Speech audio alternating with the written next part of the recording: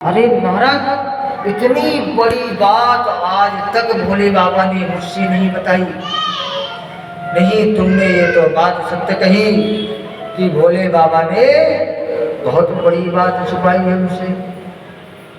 अब नारद जी ने कहा अपना काम हो गया। हाँ, आग लगानी थी तो आग हमने लगा दी, अब तो यहाँ से पतली गली से निकल लिया जाए। अब जैसे ही नारद जी वहाँ भैया, आप तो जानती हैं 5 मिनट 5 क्षण मतलब 5 मिनट से ज़्यादा मैं कहीं ठहर नहीं सकता हूँ। तो मेरे 5 मिनट पूर्ण हुए, क्षण भर मेरे पूर्ण हुए। अब मैं अपने दूसरे लोक को प्रस्थान करता हूँ। नारद जी ने सोचा, जैसे ही शंकर भगवान ने नारद जी को जाते हुए देखा, ओहो नारद कहाँ जा रहे हो इतनी जल्दी? नहीं बाबा, मैं तो यहाँ से भ्रमण कर रहा था, तो मैंने सोचा भैया के दर्शन किए जाओ। अब भोले बाबा जाने लगे, अरे नारद आया है तो कुछ ना कुछ गड़बड़ जरूर हो गई। चलो चलते हैं अंदर, जो होगा सो देखा जाएगा। नारद जी जाते हैं बाहर की ओर, भगवान माता सती की ओर आते हैं। मैया रुष्ट रहते हैं। भगवान बोले कहते हैं, देखो मैया, आज तो मेरे को भांग पीने हैं, बढ़िया काजू कतरी डाल करके घोट करके ला और मुझको तो भांग की सांस पिला।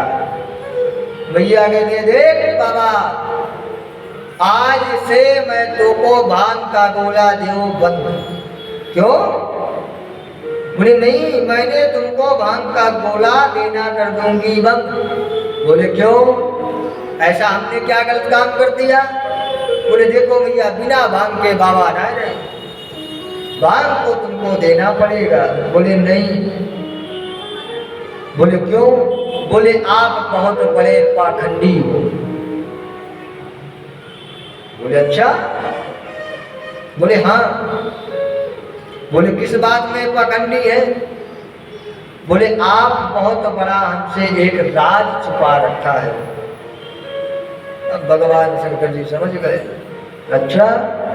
बोले नारद आया, अपना काम करके चला गया। जिस बात का हमको डर था वही बात सामने आ गई। अब भैया से कहते, देख भैया, मैं तो बहुत थका मांझा हूँ, एक बार नेक सी भांग घोट करके ला, सांस पिला। बात में बात करते हैं। भैया कहते हैं, अब तो भांग भांग कुछ ना है करने। क्या कहते हैं? भोले भांग की आइए डालिए, भोले भांग मेरे पास नहीं है ना, नहीं तो घोटा था। अब भैया कहते हैं भोले बाबा से, सभी लोग मीठी मीठी तालियों का सेवन करते हुए गाएंगे, भोले भांग तिहारी, भोले भांग तिहारी, नित्य घोटत घोटत हारी। तेरी एक दिन की होए तो घोटो, रोज न घोटी जाए। भोले भांग तिहारी, घोटत घोटत हारी। एक दिन की होए तो घोटो, रोज न घोटी जाए। भोले भांग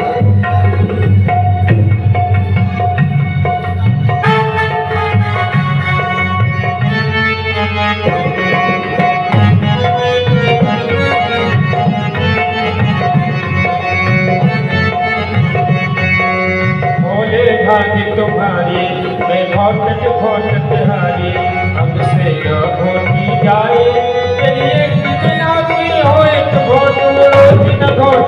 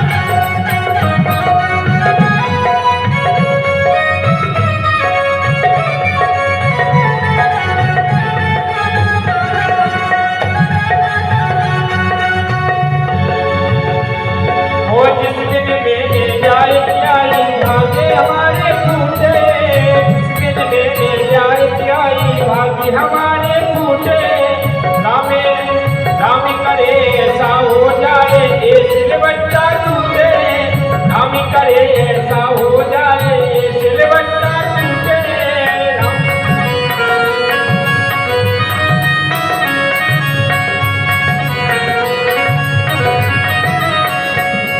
ये रोज रोज की लगन झगड़ हमसे न सही ना जाए भोले भाग तिहारी घोट तिहारी ओ भोले भाग तिहारी घोट तिहारी हमसे या घोटी जाए न घोटी जाए भोले भाग तिहारी घोट तिहारी तिहारी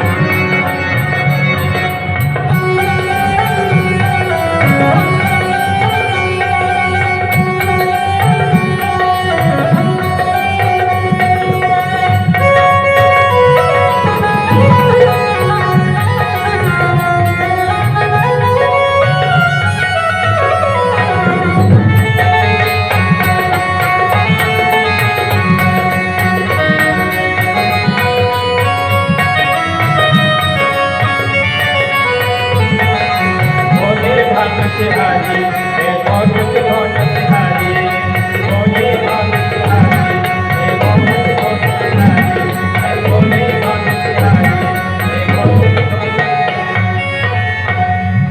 बोले शंकर भगवान की मैया कहते हैं भोले भांग तिहारी मैं घोटत हारी तेरी एक दिन आपकी हो तुम घोटो रोज न घोटी जाए। ये कहते बाबा तेरी भांग घोटते घोटते मेरे हाथों में छाले पड़ गए पर तू रोज भांग पीवे और मेरे से रोज उठवावे। अच्छा मैं तेरे साथ बुराई करके आया। बाबा कहते अब तो मैटर ज्यादा गड़बड़ हो गए हो अब मैया मानने वाली है। बोले अच्छा क्या मैंने तुमसे छुपाया है बताओ। बोले आज तक तुमने ये नहीं बताया कि ये मुंडों की माला किसकी पहने रखती है तुमने। बोले जितने बार तुम्हारा श्रृंगार हुआ उतने बार मैंने नृत्य किया और तांडव किया और जो भी तुम्हारे मुंडों की माला होती थी मुंड को निकाल करके मैं अपने माला में धारण किया और आधी से ज़्यादा तुम्हारे मुंडों की माला है और आधे से ज़्यादा मेरे घरों की माला है वही ये मेरी मुंड माला है। अब मैया कहती अच्छा क्या हम बार बार मरते हैं आप कभी नहीं मरते हो कहा। बोले इसका कारण क्या है। अब भोले बाबा कहते हैं इसका कारण बहुत ही बड़ा है। बोले हम सबने अमर कथा का पान कर रखा है पर आपने अमर कथा का पान नहीं कर रखा। अब भोले बाबा की जैसी ही ऐसी मधुर बारिश सा श्रृंगार किया।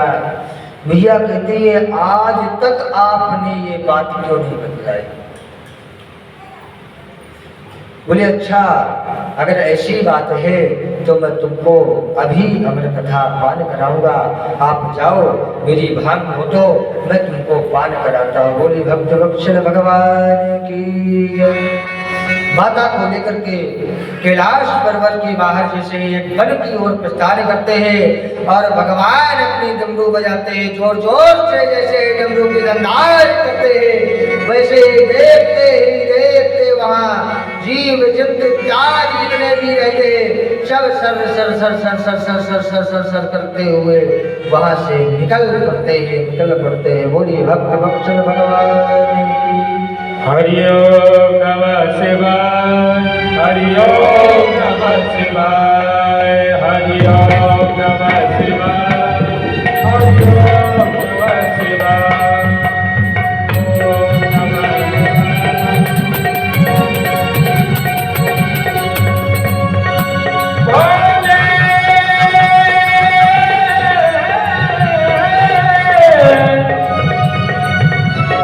भोले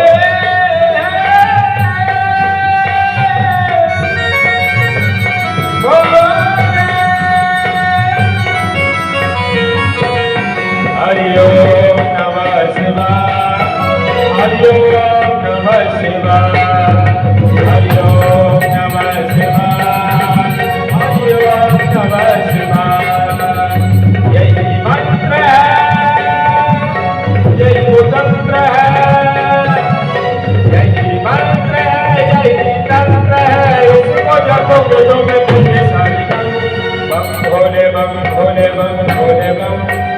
भोले बम भोले बम भोले बम भोले बम भोले बम भोले बम भोले बम भोले बम भोले बम भोले बम भोले बम भोले बम भोले बम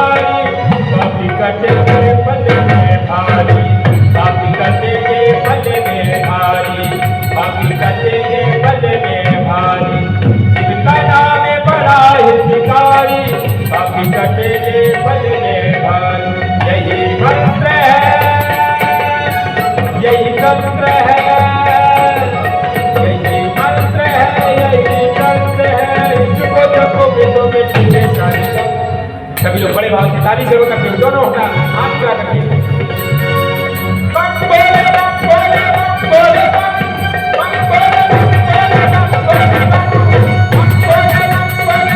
बोले बम बोले हरिओ नमः शिवाय हरिओ नमः शिवाय हरिओ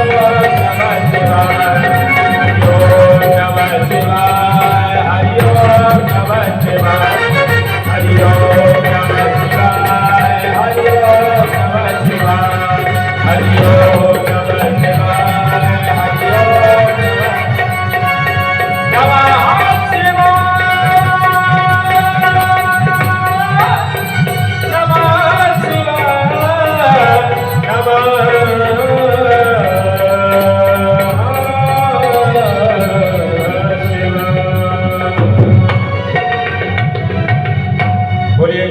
भगवान की जय हो बोले भक्त वत्सल भगवान की जय हो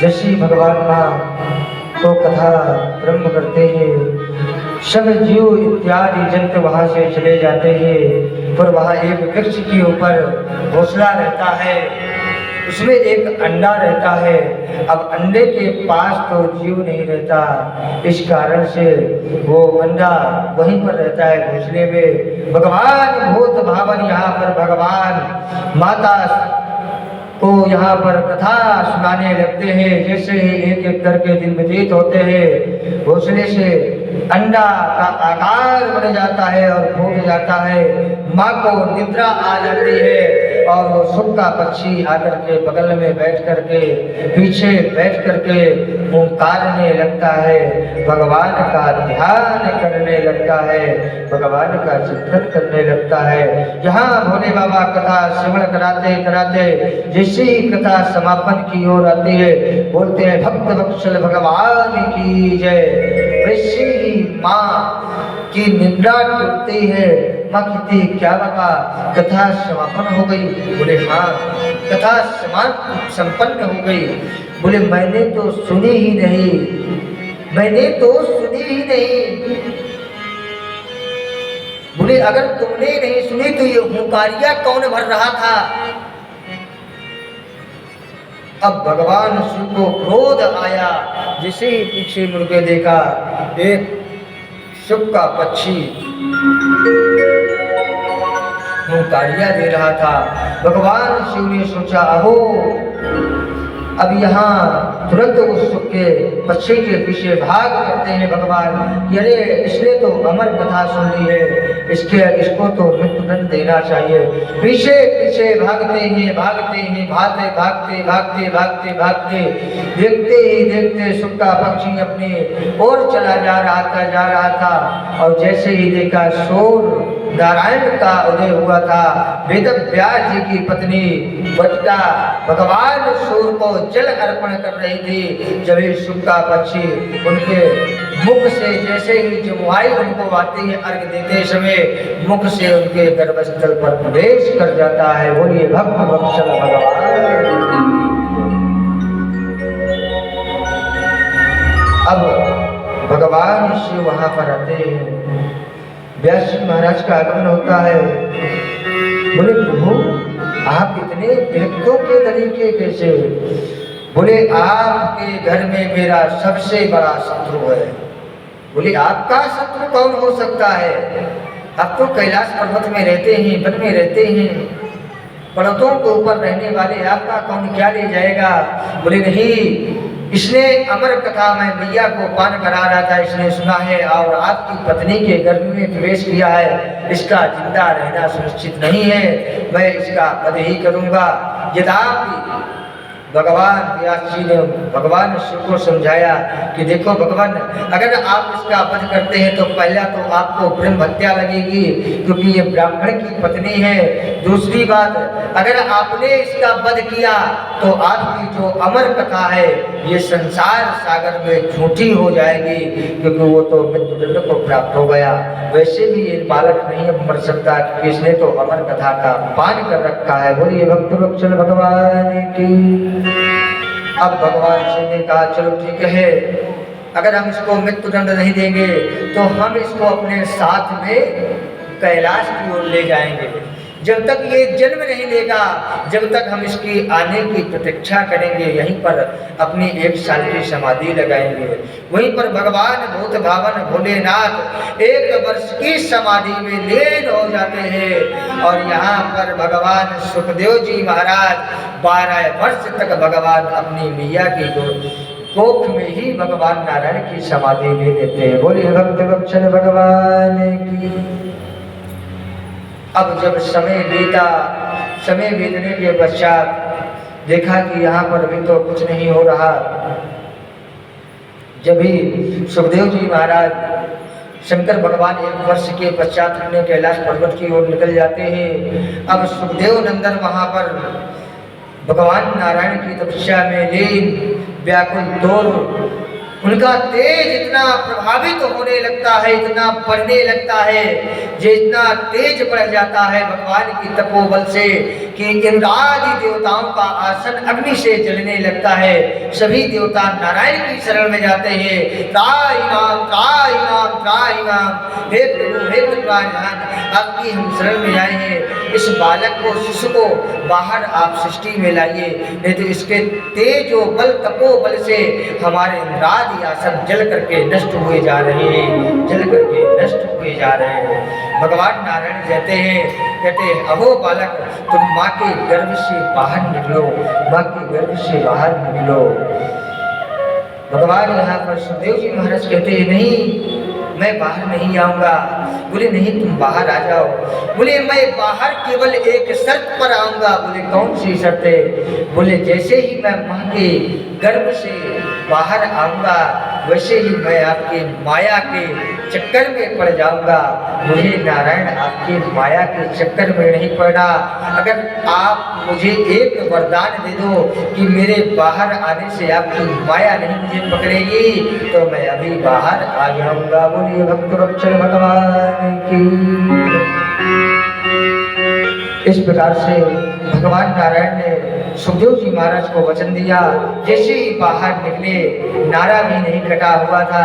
सुखदेव नंदन भगवान की तपोबल से कारण, अपने ज्ञान बल के कारण भगवान का भजन करने की ओर निकल पड़ते हैं, जंगल की ओर।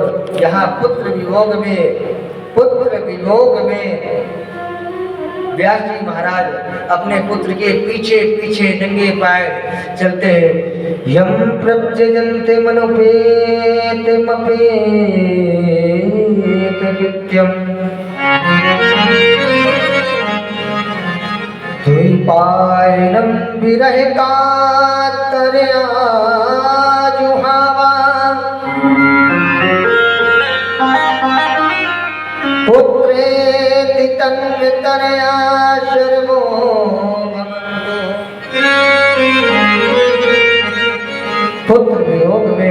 यहाँ पर व्यास जी महाराज पुत्र रुको, पुत्र रुको, पुत्र रुको।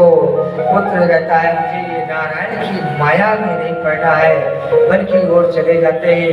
यहाँ तक कहा गया द्विपायनम विरह कातर आजुहावा। व्यास जी महाराज ने अपने खड़ाओं तक पादपों में नहीं पहने थे, उसी तरीके नंगर पैर विरह में, जैसे विरह में व्यक्ति विलाप करते हुए जाता है, उसी तरह पुत्र वियोग में पीछे पीछे भागते गए, पर वहां पर सुखदेव जी महाराज संग में नहीं आते। जब व्यास जी महाराज आते हैं, अपने शिष्यगणों को भागवत जी के 2-4 श्लोक बताते हैं, जाओ गान करो जंगल में। गान जैसे ही करते हैं, सुखदेव जी महाराज गुफा के बाहर निकल करके आते हैं। अहो ये कहाँ से तुमको दीक्षा दी? बोले ऐसे श्लोक तो हमारे गुरुजनों के पास 18,000 श्लोक है। सुखदेव जी महाराज वेद व्यास जी के आश्रम जाते हैं, पाठशाला भागवत का यहाँ पर अध्ययन करने लगते हैं। अब यहाँ आगे की कथा आई, बोली भक्त वत्सल भगवान की जय। अब आगे की एक प्राचीन कथा हम आपको सुनाते हैं, जो ये मानिए कि बहुत कम लोगों को जानकारी होती है। ताम विज्ञा सहसा प्रदुभ्या जागता मुनि मोक्षमास विधिं वा नारदा सुरपूजिता। एक समय की बात है, नारद जी का व्यास जी से मिलापन होता है। व्यास जी चिंता दूर होते हैं, भागवत भक्त की चर्चा होती है।